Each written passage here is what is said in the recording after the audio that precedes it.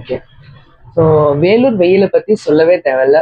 40 degree Celsius வந்து நம்ம April மந்த்லேயே வந்து இருக்கு.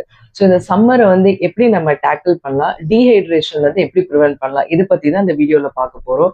So hi everyone, I'm doctor Anitha, working as a consultant physician at Divya clinic Vellore.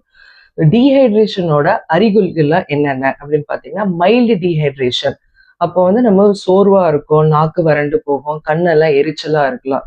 இதே moderate dehydration அப்படின்னு பார்த்தீங்கன்னா வந்து டிசினஸ், தலை சுத்தல், தலைவலி, சில நேரம் வந்து யூரின் வந்து டார்க் கலர்ட் யூரின் போகும், சில பேருக்கு வந்து கான்ஸ்டிபேஷன் வர்றதுக்கு வாய்ப்பு இருக்கு.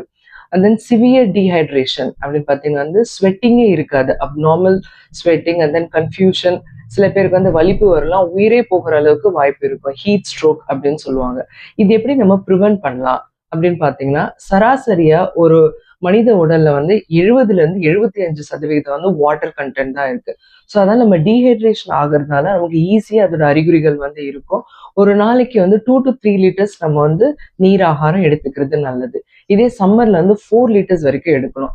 அது எப்படி எடுத்துக்கலாம் அப்படின்னு பார்த்தீங்கன்னா, 1 மணி நேரத்துக்கு கிளாஸ் அண்ட் ஆர் அப்படின்னு சொல்லுவாங்க. 1 மணி நேரத்துக்கு வந்து ஒரு கிளாஸ் நீங்க டம்ளர் தண்ணி எடுக்கிறது மூலயமா 4 லிட்டர்ஸ் நம்ம வந்து ஒரு நாளைக்கு வாட்டர் எடுக்க முடியும். அண்ட் தென் மார்னிங் லோட் அப்படின்னா, நீங்க காலையில எந்திரிச்ச உடனே 500 ml ஆஃப் வாட்டர் வந்து வெறும் வயிற்றுல குடிக்கிறது மூலியமா, டீ காஃபிக்கு முன்னாடியே நீங்க குடிக்கிறது மூலியமா நம்ம வந்து அந்த கெஃபைன், டீ குடிக்கிறதுல காஃபி குடிக்கிறதுல கெஃபைன் இருக்கும், அதுலேயே மைல்டு டயூரிட்டிக் எஃபெக்ட் இருக்கும், அதை நம்ம அவாய்ட் பண்ணலாம்.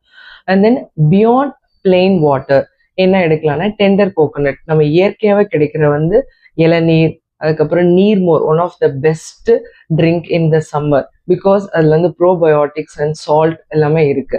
அண்ட் தென் நம்ம ஃப்ரூட்ஸ் அண்ட் வெஜிடபிள்ஸ், நம்ம இன்டேக்ல வந்து 20% வந்து நம்ம வாட்டர் இன்டேக் வந்து ஃப்ரூட்ஸ் அண்ட் வெஜிடபிள்ஸ்ல இருக்கு. ஃப்ரூட்ஸ், வாட்டர் ரிச் ஃப்ரூட்ஸ் வந்து water melon, Musk melon, orange, இது எல்லாமே ரொம்ப நல்லது.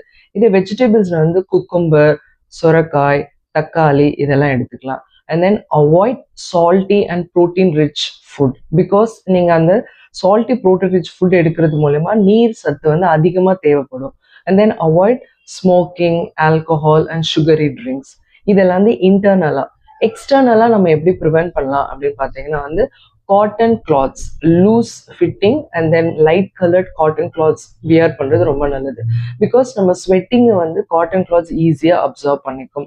அண்ட் தென் 11 to 4 ரூல் அப்படின்னு பார்த்தீங்கன்னா, காலையில 11 மணிலேருந்து 4 மணி வரைக்கும் முடிஞ்ச வரைக்கும் வெளியில போறது வந்து தவிர்த்துக்கிறது நல்லது. பிகாஸ் அந்த சமயம் தான் வெப்பத்தோட உச்சத்தன்மையா இருக்கும். எஸ்பெஷலி குழந்தைங்களும் வயசானவங்களும் இந்த டைம்ல வெளியில போகிறத அவாய்ட் பண்ணிக்கலாம். ஹீட் ஸ்ட்ரோக் வந்து ரொம்பவே காமன்.